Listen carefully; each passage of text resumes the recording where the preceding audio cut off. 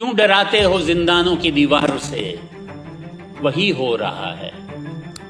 2 minute की जो ये वार्तालाप में पूरी इमरजेंसी की कहानी है।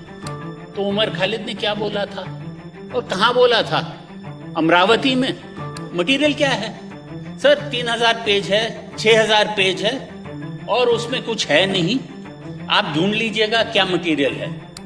प्रूफ कुछ है, कुछ कॉजैलिटी है, उसके बारे में कुछ नहीं कहेंगे, सिर्फ यही कहते हैं कि बेल न दे। तो उस भाषण और उस दंगे में कनेक्शन क्या है?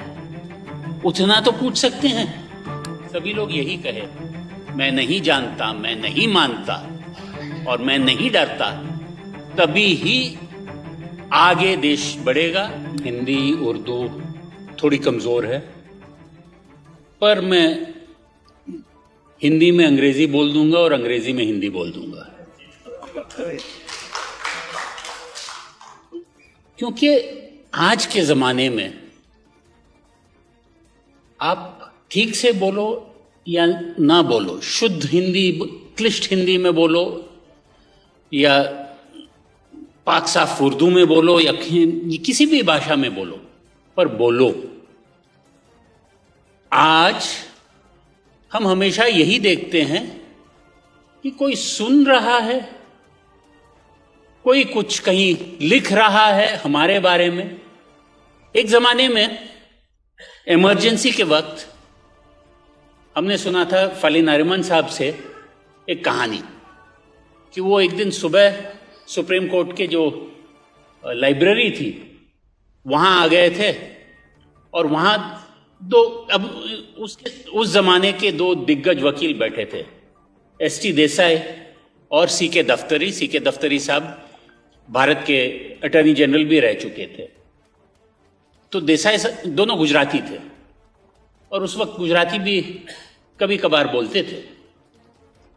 तो एस.टी. देसाई साहब ने दफ्तरी साहब को देखा और बोले चंदूभाई बोलो।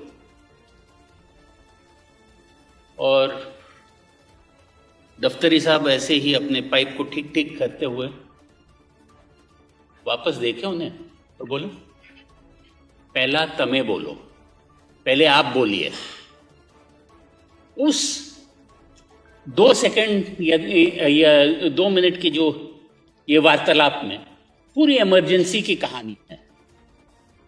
लोग बोलने से डरते थे ताकि कोई सुन ना ले, कोई कह ना दे कि ये बहुत बोलता है। और आज अगर हम देखें तो उमर खालिद ने क्या बोला था और कहां बोला था? अमरावती में।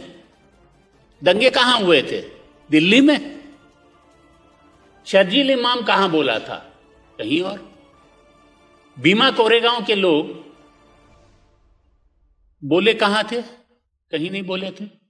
पर पूना में एल्गार परिषद के वक्त किसी ने कुछ कह दिया था, उसके बाद क्यों 20 किलोमीटर दूर भीमा कोरेगांव में कुछ हुआ तो उसके कारण हुआ। आज ये आलम है कि प्रोसिक्यूशन जो चाहे कह दे कि इनके बोलने से कहीं और दंगा हुआ और उसके कारण अब इन्हें यूएपीए के तहत, इन्हें किसी और सख्त कानून के तहत हमने गिरफ्तार कर लिया और अब जज साहब आप देख लीजिएगा इनका क्या करें। और आप जज साहबों को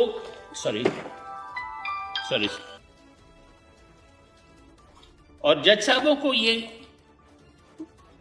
ये भी बोला जाता है कि आप बेल नहीं दे सकते हैं जब तक आप इस फैसले पे नहीं आते हैं कि बिल्कुल केस बेबुनियाद है और ये अगर आप बेल दे दें ये वापस ऐसी कार्रवाई नहीं करेंगे।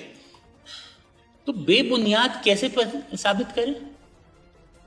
पूरा मटेरियल तो देखना पड़ेगा। मटेरियल क्या है सर? 3000 पेज है, 6000 पेज है और उसमें कुछ है नहीं। आप ढूंढ लीजिएगा क्या मटेरियल है।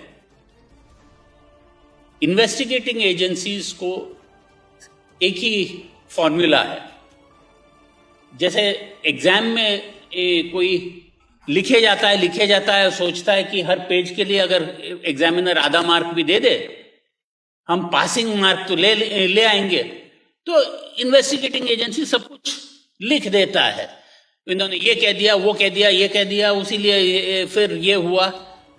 प्रूफ कुछ है, कुछ कॉजालिटी है, उसके बारे में कुछ नहीं कहेंगे और सिर्फ यही कहते हैं कि बेल न दें।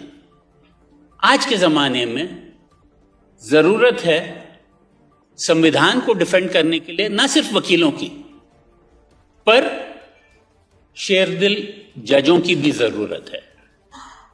जजों को शेरदिली के साथ एक स्केप्टिसिज्म भी, हेल्दी स्केप्टिसिज्म जो कहते हैं, वो भी होना चाहिए। कहना, जजों को सवाल पूछने चाहिए कि साहब आप ये भाषण के बारे में बात कर रहे हो, भाषण कहाँ हुआ था? अच्छा, और उसके बाद उधर कुछ हुआ नहीं? आप क्या कह रहे हो? दंगा कहाँ हुआ? अच्छा, 1000 किलोमीटर दूर। तो उस भाषण और उस दंगे में कनेक्शन क्या है? उतना तो पूछ सकते हैं। नहीं, वही कहते हैं नहीं, सुप्रीम कोर्ट ने एक जजमेंट दिया है वटाली, और जिसमें कहता है कि ऐसे मामलों में आप मिनी ट्रायल नहीं कर सकते हैं, आप प्राइमा फेसाई ऊपर से कभी साबित नहीं कर सकते हैं कि कुछ हुआ नहीं है। उसीलिए बेहतर यही है कि ट्रायल चल जाए और उसके बाद जो होता है आगे होने दो। तो साहब, जब ट्रायल चलाने का प्रोसिक्यूशन का कोई इरादा है नहीं और ना ही कोई फोकस है, तो क्या आप 5 साल 10 साल कब तक रखोगे? वो एक हबीब जलीब वो जो एक मिसरा था, क्यों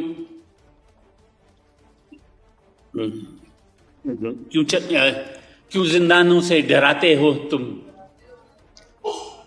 जी फरमाइए। हाँ, क्यों डराते हो जिंदानों की दीवारों से, वही हो रहा है। हमें यह कहना है कि जिंदानों की दीवारों से आपने इनको बंद कर दिया है, इसलिए नहीं कि आपको उन पर कोई खास वजह है, आपने उन्हें बंद कर दिया है ताकि हम डर जाए, ताकि हम बोलना बंद कर दें। और जब यहां बैठे सभी लोग यही कहे, मैं नहीं जानता, मैं नहीं मानता और मैं नहीं डरता, तभी ही आगे देश बढ़ेगा। और जैसे कन्हैया कुमार ने बहुत पहले से कह दिया था